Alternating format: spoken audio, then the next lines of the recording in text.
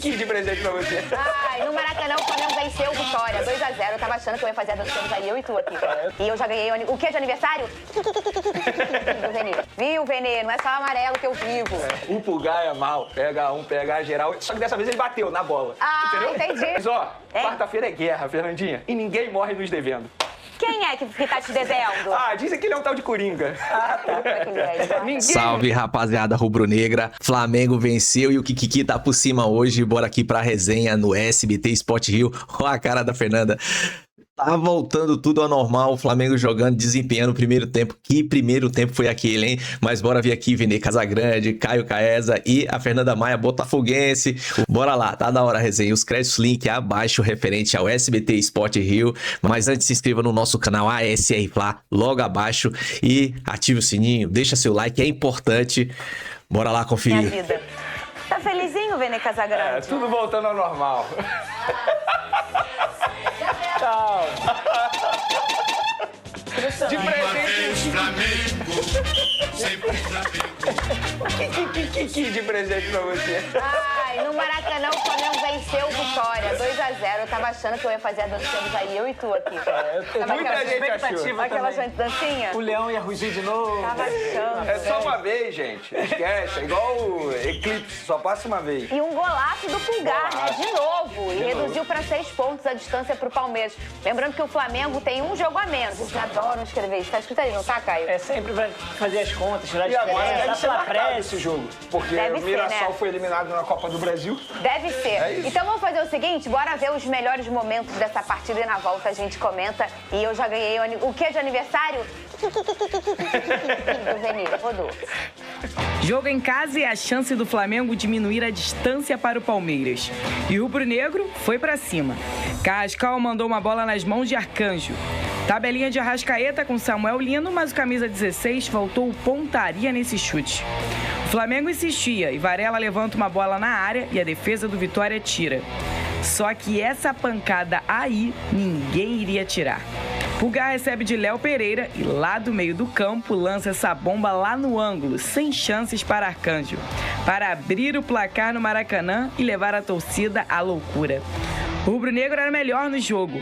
Ayrton Lucas acha Pedro, que tenta de letra, mas não alcança. E por pouco, teria mais um golaço no Maracanã. Léo Pereira fica com a bola e manda esse chutaço que Arcanjo fez um milagre tirando com a ponta dos dedos. E só dava Flamengo na partida. Arrascaeta vai na área e Pedro cai para chutar e outra vez não consegue chegar na bola. O Vitória teve apenas 2 chances no primeiro tempo. Uma delas foi esse chute fraco que Rossi segurou sem problemas. O rubro-negro veio mais uma vez agora com Carrascal, que chutou para fora. Segundo tempo e o Vitória tentou se arriscar mais. Fabiano bateu cruzado e a bola vai por cima do gol do Flamengo. Mas quem continuava dominando era o rubro-negro. Carrascal na área dá esse passe para Samuel Lino, que acerta a trave. Mas o segundo do time da Gávea veio de quem estava no banco. Bruno Henrique recebe de Carrascal e sozinho carrega a bola, domina e manda bonito para o fundo da rede. 2-0 Flamengo, voltando a vencer e da forma que os rubro-negros queriam. O jogo de hoje foi diferente dos últimos 3 jogos que fizemos, porque, como eu já vos disse, o elenco não estava tudo a trabalhar e tínhamos que ir pôr a conta-gotas. Vai entrar este um pouco para ganhar ritmo, vai entrar aquele ritmo, porque se não pusermos os jogadores a ganhar ritmos, chegamos ao Natal e eles ainda não têm ritmo, não é? A gente precisa de colocá-los em jogo. Já na fase do doer, mas temos que ir os colocando para que a equipa consiga coordenar todas as atividades dentro do campo, como hoje aconteceu. A gente fez uma pressão, mas é uma pressão coordenada. Não era um a pressionar e 2 a descansar, era toda a gente a pressionar e quando tinha que o bloco estar baixo, estávamos todos baixos e estávamos coordenados e foi isso que principalmente trabalhamos, essa coordenação da equipa. O resultado deixa o Flamengo a 6 pontos do líder Palmeiras, com um jogo a menos e vivo na luta pela primeira colocação. Ah lá, viu que ele fez assim pra você? Viu, Vene? Não é só amarelo que eu vivo. O Pulgar é mal, pega um, pega geral. Só que dessa vez ele bateu na bola. Ah, entendeu? entendi, Vene Casagrande. Flamengo venceu, mas te convenceu? Você andou aí um tempo reclamando do Flamengo, das atuações do Flamengo, sobretudo nesse período pós-Copa do Mundo. Tá convencido ou você acha que tem muita coisa a melhorar, Vene? Vamos lá, eu acho que tem muita coisa a melhorar, mas a gente pôde ver o melhor jogo do Flamengo pós-Copa do Mundo. Teve a goleada em cima da Chapecoense, mas o nível do adversário nem se compara com o nível do Vitória.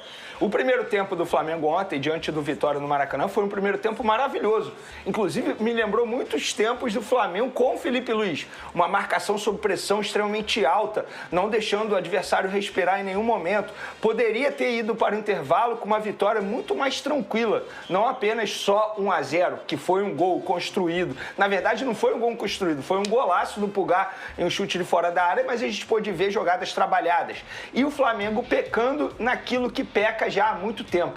Não aproveitar as oportunidades que cria e colocar em risco o resultado. Me lembrou muito o jogo contra o São Paulo, que o Flamengo fez até um bom primeiro tempo, fez 1-0, depois caiu de produção, porque foi o que aconteceu ontem no segundo tempo contra o Vitória, ficando um Flamengo morno e tal, e colocou no risco o placar, porque se o Vitória consegue empatar, a gente não sabe se o Flamengo de fato ia conseguir a vitória com o segundo gol. E aí, com o segundo gol do Bruno Henrique, vem a tranquilidade. E aí o Vitória, ele tenta sair mais pro jogo, mas o Flamengo já estava, enfim, com o resultado já encaminhado e conseguiu uma boa vitória. Eu acho o seguinte, Fernanda, convenceu? Convenceu, porque foi o melhor jogo do Flamengo pós-Copa do Mundo. Mas o Flamengo, diante de outro adversário, por exemplo, o Cruzeiro na quarta-feira, que é um adversário muito mais difícil, não pode fazer o que fez ontem, cair de produção no segundo tempo.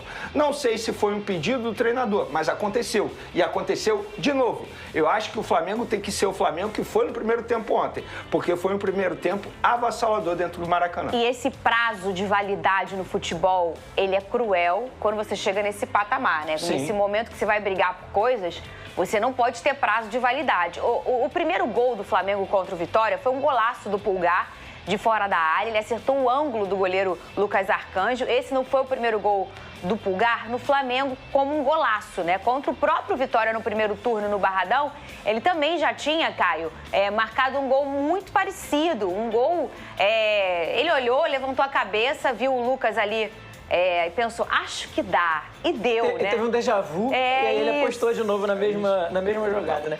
E assim, não é coincidência, Fernandinha. O Pulgar foi muito bem nesse lance, fez mais um golaço com a camisa do Flamengo, de novo contra o Vitória. E se a gente for lembrar aqui, o Everton Araújo também fez um golaço contra o Vitória de fora da área, uma bomba de fora da área também. E não é coincidência, porque assim, isso é uma fragilidade do Vitória, que também é resquício de uma virtude desse time do Vitória, que é marcar muito bem, se fechar muito bem. Só que às vezes o Vitória desce demais as linhas de marcação dele, né? Fica muito próximo ali da área e dá esse espaço ali na parte de fora da área para que o time adversário finalize de longa distância. E o Flamengo já foi feliz contra o Vitória 3 vezes dessa forma, com o Everton Araújo, 2 vezes com o Pulgar, que fez mais um golaço. E o Flamengo tem méritos também. O time, né, que isso é estudo também, isso não deixa de ser estudo, você balançar a defesa adversária para te proporcionar a chance de arriscar de fora da área, isso também é estudo, mas também mérito dos jogadores. Nesse caso aí, do Pulgar, mais uma vez, acertando um belíssimo chute de rara felicidade lá na gaveta do goleiro do Vitória, para garantir, para abrir, né, o placar para o Flamengo, que se perdeu no segundo tempo, como o Vene bem falou aqui, perdeu o controle, não que se perdeu o controle da partida em determinado momento, apesar do Vitória não oferecer tanto perigo em chances claras assim, nitidamente o Flamengo perdeu um pouco desse controle, mas conseguiu retomar ali a tranquilidade do resultado com o Bruno Henrique, como sempre, entrando e sendo decisivo com a camisa do Flamengo. A gente antigamente via mais, né, golaços de falta e até de fora da área, né? Hoje em dia, quando tem um desse, a gente fica surpreendido. O gol do Alex Telles, você viu a surpresa no estádio Newton Santos de todo mundo, que foi um golaço, é tão raro hoje em dia. E o segundo gol do Flamengo foi o Bruno Henrique, foi quem marcou o gol da vitória. O atacante, é claro, comemorou muito o gol, já disse que está pensando no duelo com o Cruzeiro. Esse jogo que o Vene citou é um jogo de Libertadores. O Vene Casagrande, que é o quê? É guerra na quarta-feira, você vai encontrar Arthur Jorge, né? Olha, é um jogo assim que vai parar o Brasil, porque sem sombra de dúvidas não é só o torcedor do Flamengo e o torcedor do Cruzeiro que vai querer assistir esse duelo.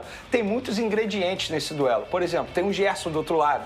E a gente sabe que também existe uma batalha na justiça envolvendo Flamengo e Gerson. Um fazendo acusações contra o outro na parte jurídica, o Flamengo cobrando do jogador 40 milhões de reais. Tem o Leonardo Jardim, que deixou o Cruzeiro dizendo que não, quero dar um tempo na carreira. 2 meses depois estava comandando o Flamengo. Então, assim, tem muitos ingredientes, além de ser 2 timaços. Eu, particularmente, eu espero ver uma grande partida na quarta-feira, jogo de ida em Belo Horizonte, jogo de volta no Maracanã, um jogo muito difícil, tanto para o Flamengo quanto para o Cruzeiro. Confesso para você que eu estou curioso. Agora, só um ponto sobre a parte tática do Flamengo ontem. Gostei da maneira que o Flamengo atuou, no sentido assim, atuam os jogadores da parte ofensiva muito por dentro e os laterais indo bastante. Só que do lado esquerdo ele teve o Ayrton Lucas, porque o Alexandro não foi relacionado por conta de um problema físico. Será que com o Alexandro ele vai conseguir fazer isso que o Ayrton Lucas estava fazendo? Porque o Alexandro é um jogador... Você acha que ele não tem gás para subir, Vini? Eu acho que não é a característica dele também e ele não tem gás. Fisicamente falando, eu acho que ele não vai aguentar. E o Ayrton Lucas não vive um grande momento. Mas eu acho que deu certo contra o Vitória. Estou curioso para ver se contra o Cruzeiro ele vai fazer dessa maneira, colocando jogadores ofensivos indo pelo meio, por exemplo, Arrascaeta e Samuel Lino trabalhando muito em conjunto, inclusive Samuel Lino é um ponto positivo no trabalho do Leonardo Jardim, que eu acho que ainda tem muito a evoluir. Eu acho que ele é o jogador que mais se destaca, né? É isso, com certeza, sem sombra de dúvida. E o Pedro ontem, ele não estava numa grande noite, digamos assim, porque ele teve oportunidade e a gente sabe que o jogador do nível dele coloca a bola na rede de uma maneira fácil. E ontem ele teve oportunidade e não conseguiu fazer isso. Será, Caio, pela competência do Leonardo Jardim, que ele é um treinador muito competente, e tudo, o que se fala no Flamengo? O Ayrton Lucas destoa, parece outra prateleira, é sempre muito criticado o Ayrton Lucas. Talvez ele encontrou um formato em que deixa ele mais confortável pelas características positivas que esse jogador tem. Será que foi por aí? O Ayrton Lucas sempre se notabilizou, desde os tempos do Fluminense, como um jogador muito bom ofensivamente, né? Principalmente chegando ao ataque, finalizando, cruzando. Ele chegou a ter um bom momento no início dele com a camisa do Flamengo e ele precisa dessa proteção e recuperar essa confiança. E para recuperar essa confiança, é importante que o treinador, no caso o Leonardo Jardim, entenda essas deficiências, principalmente que o Ayrton Lucas tem na parte defensiva, na parte de cobertura, para tornar esse sistema mais seguro, digamos assim, para passar essa confiança ao atleta. E ele, ganhando confiança ao longo das partidas, pode voltar a desempenhar o seu melhor futebol. Ontem eu achei que o Ayrton Lucas fez uma partida digna, assim, ele foi bem dentro do possível, não destoou tanto da equipe como em outros momentos. E acho talvez importante... porque ele combinou mais. Sim, combinou, ele teve a confiança necessária para jogar. É óbvio, Vitória também oferece menos perigo do que outros adversários, como por exemplo o próprio Cruzeiro. Mas é importante recuperar cada atleta nesse sistema, porque quando a confiança vai caindo e o atleta não consegue se recuperar, a tendência é que ele cause problemas ao seu time. E o Ayrton Lucas vinha passando por isso já há algum tempo com a camisa do Flamengo. É importante recuperar esse atleta agora para essa fase decisiva de reta final de Campeonato Brasileiro e de Libertadores também. As escolhas táticas de um treinador, elas enaltecem ou destroem uma fase de um jogador, né? Por exemplo, lá no Botafogo, o Botafogo tem 2 laterais direitos. O Matheus Ponte, que é extremamente ofensivo, e o Vitinho, que ele é um cara ofensivo também, mas ele é muito capaz e muito impecável defensivamente. O Martim Anselmi, que era um treinador que chegou para botar 3 zagueiros, ele improvisava o Matheus como um terceiro zagueiro. O Vitinho continuou como lateral direito e ele quis improvisar o Matheus, que é um cara com 0 características defensivas. O que acontecia? Falhava todo o jogo, ficou numa fase ruim e depois teve que reconquistar a torcida por conta de escolhas de um treinador que talvez não entendia as características do seu atleta. E talvez o Leonardo Jardim tenha entendido o que o Ayrton pode me entregar. Então vamos jogar assim para ele se sentir mais à vontade e acaba crescendo também como um todo, obviamente, como o Caio falou, olhando o adversário. Outro jogador muito elogiado na partida foi o Lucas Paquetá, que retornou depois de se recuperar de uma lesão na coxa esquerda. E é claro que o meia comemorou o retorno. Como é bom estar de volta em casa, vencendo. Obrigado, nação, seguimos juntos. Glória a Deus, sempre disse Lucas Paquetá. Tá aí, Vene Casagrande. É outra curiosidade que eu tenho. Como é que o Leonardo Jardim vai encaixar o Lucas Paquetá no time titular do Flamengo? Porque ontem ele começou no banco de reservas, entrou no segundo tempo na vaga do Arrascaeta. Só que, querendo ou não, quais são os 3 principais jogadores do meio de campo? Jorginho, Arrascaeta e o Lucas Paquetá. Leonardo Jardim ainda não conseguiu fazer esses 3 performarem em altíssimo nível. Ontem ele entrou na vaga do Arrascaeta. Será que o Paquetá vai ser reserva no jogo de quarta-feira? Porque, teoricamente, ele entraria na vaga do Carrascal, na ponta direita. Mas a gente sabe que na ponta direita o Paquetá não rende tanto. Mas também tem o Gonzalo Plata naquela função, que rende bastante. E aí, ele vai deixar o Paquetá como opção para o segundo tempo, confesso para você que eu estou curioso. Eu, particularmente, acho que o Paquetá rende muito mais como segundo volante. Mas como é que você vai tirar o Pulgar do time depois desse golaço aí? Não e vem jogando bem. Como é que você vai tirar o Jorginho? Para mim, um jogador mais inteligente, ou melhor, o segundo mais inteligente, porque tem o Arrascaeta. Você vai tirar o Arrascaeta do time que ontem comeu a bola no primeiro tempo?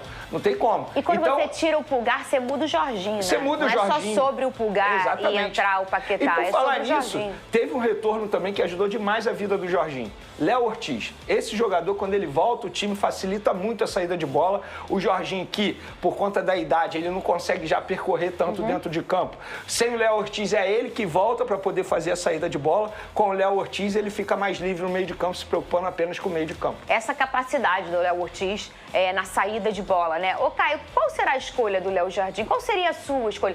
Não que você tenha nada a ver com isso.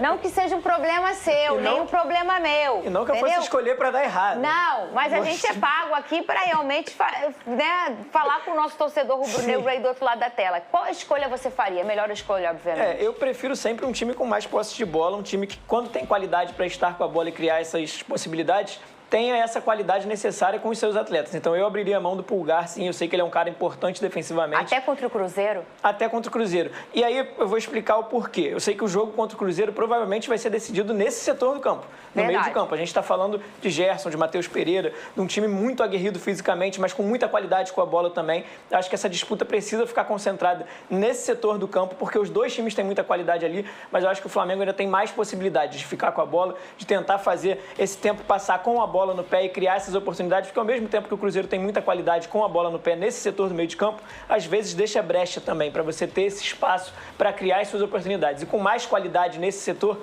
o Flamengo tem mais chance de criar essas oportunidades para vencer a partida. Então eu apostaria em Lucas Paquetá, Arrascaeta, Jorginho, todos eles no mesmo setor ali, para ir se aproximando cada vez mais, com triangulações, com jogadas inteligentes, jogadas fora da caixa, que muitas vezes esses jogadores conseguem fazer, né? E aproveitando o poderio ofensivo do Flamengo para vencer essa partida. Fala, Veneno. Eu botaria um 4-4-2. Como seria? Deixaria, meio de campo seria Pulgar, Jorginho, Arrascaeta, Lucas Paquetá juntos, só que o Paquetá ali flutuando bastante no meio de campo. E o meu ataque seria o Samuel Lino, tendo uma liberdade, como ele está tendo com o Leonardo Jardim, e o Pedro. Para mim, um homem gol. Então você deixaria o Paquetá ali mais aberto pela direita? Exatamente. Mesmo sabendo que basicamente, comparando muito o que ele fez na seleção brasileira. Ele, teoricamente, quando ele foi titular, ele estava aberto pela ponta direita, mas ele flutuava muito no meio de campo. Então eu utilizaria o Paquetá. Eu acho o seguinte, os melhores têm que jogar. E os melhores quem são? Pulgar, Jorginho, Lucas Paquetá e Arrascaeta. E no segundo tempo, querendo ou não, você olha para o banco de reservas e você tem um Gonzalo Plata, que vai querer comer a bola. Você tem um Carrascal, que teoricamente fez uma partida boa ontem. Tem o Bruno Henrique, que é sempre decisivo. Então, eu acho que de elenco, o Leonardo Jardim não pode reclamar, né? Não pode mesmo. Igual que negócio de Copa, o pessoal reclamou, né? Que o Brasil tava fraco, né?